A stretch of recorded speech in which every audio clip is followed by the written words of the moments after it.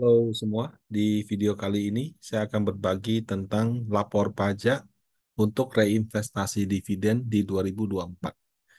Nah, bagi wajib pajak perorangan, 31 Maret adalah batasan untuk lapor SPT 2023.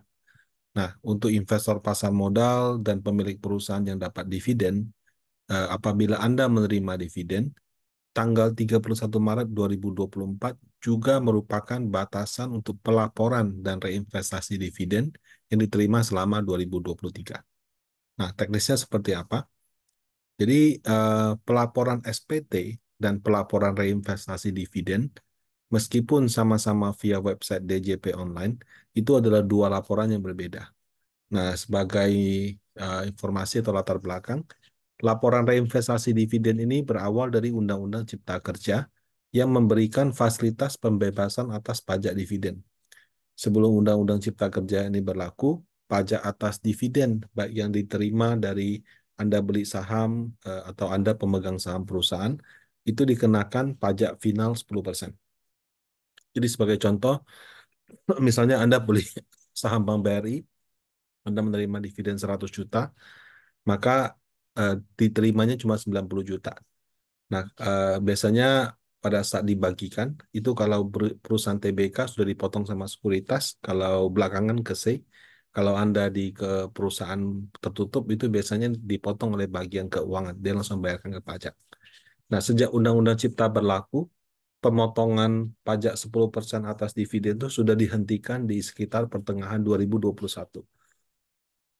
Nah, tapi atas fasilitas penghematan 10% ini memang ada dua kewajiban.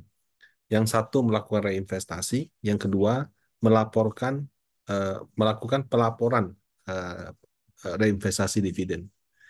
Nah, reinvestasi dividen ini sangat fleksibel Bapak Ibu ya.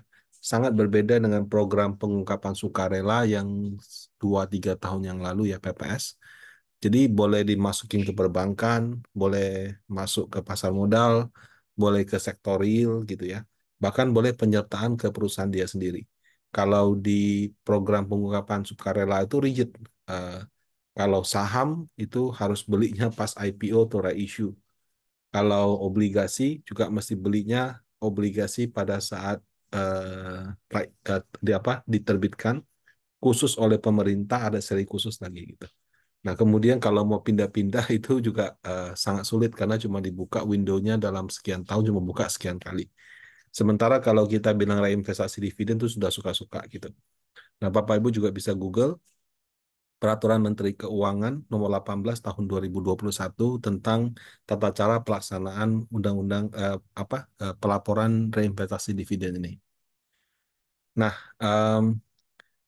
kalaupun orang mungkin merasa, oh ya sekarang dividen nggak dipotong pajak ya, kemudian dengan sudah bebas pajak gitu. Tapi yang orang belum tahu tuh mekanisme pelaporannya. Jadi Bapak Ibu kalau mau lapor reinvestasi dividen, Anda ke websitenya DJP Online, terus ini sama dengan yang Anda isi waktu mau isi e-filing SPT ya. Di bagian profil layanan, Anda pilih, di bagian profil aktivasi fitur, Anda pilihnya e-reporting investasi. Jadi setelah login, Anda di bagian profil ini, aktivasi fitur, terus centang ini, e-reporting investasi. Nah, kemudian setelah Anda aktifkan, biasanya dia akan log out, terus Anda login kembali. Di bagian layanan itu nanti halaman ini akan muncul, yang tadi kita centang. Nah, kemudian setelah Anda klik ini, nanti akan masuk ke satu halaman. Dia cuma kasih dashboard sama lapor. Nah, di bagian lapornya itu nanti ada kolom lapor, Bapak Ibu.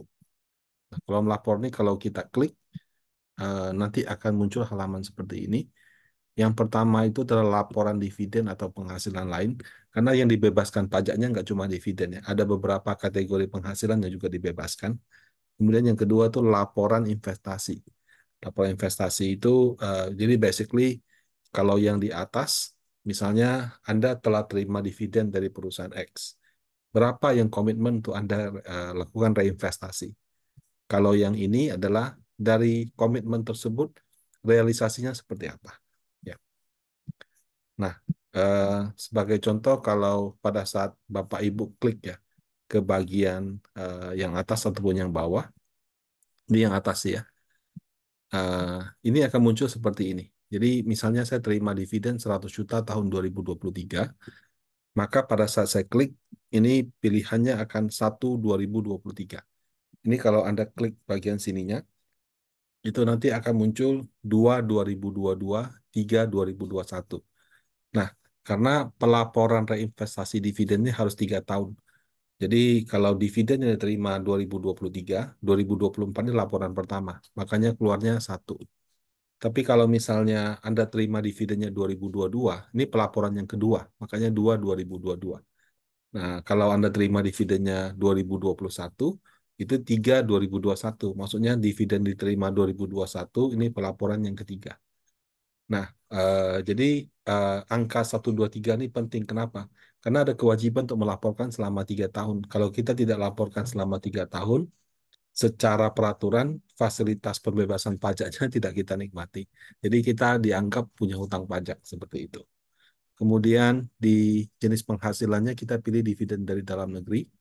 Pemberi penghasilannya kita pilih Bank BRI, boleh diketik lengkap, boleh dipakai kode saham, boleh juga nama PT Bapak Ibu, terus kalau ada TBK terus TBK. Nah, tanggal diterima adalah mengacu pada payment date dividen. Nah, ini adalah jumlah dividen yang kita terima. Ini adalah jumlah dividen yang kita komit untuk reinvestasikan. Kalau Anda terima 100, mau reinvest 100, pilih isi 100. Anda terima 100, mau reinvest cuma 30, ya tulisnya 30. Berarti 70-nya Anda masih bayar pajak 10%. Nah, ini untuk bagian yang pertama. Nah, ini tadi ya, sudah saya jelaskan ya. Jadi ketika kita memilih tahun, itu ada 1 22 023, 2 2022, 3 2021. Bisa Bapak Ibu baca ya, seperti ini. Nah, kemudian di laporan reinvestasi, kalau diklik tombolnya lebih sedikit. Jadi kan yang kolom sebelumnya adalah kita terima dividen, berapa yang mau kita komit untuk reinvestasi. Ini adalah realisasinya. Jadi sama kita pilih juga 1 2023. Nah, tanggal investasi itu adalah tanggal saya terima dividen saham, kemudian saya reinvestasikan. Kalau misalnya saya pilih reinvestasinya di reksadana Panin Asset Management, di sini saya pilih reksadana, ini panjang ya, jadi ketutup. Kemudian katakan saya terima Desembernya tanggal 1 April. Kemudian saya baru baru investasikan di 1 Desember. Berarti saya klik di sini 1 Desember. Nah, ini adalah nominalnya. Ya.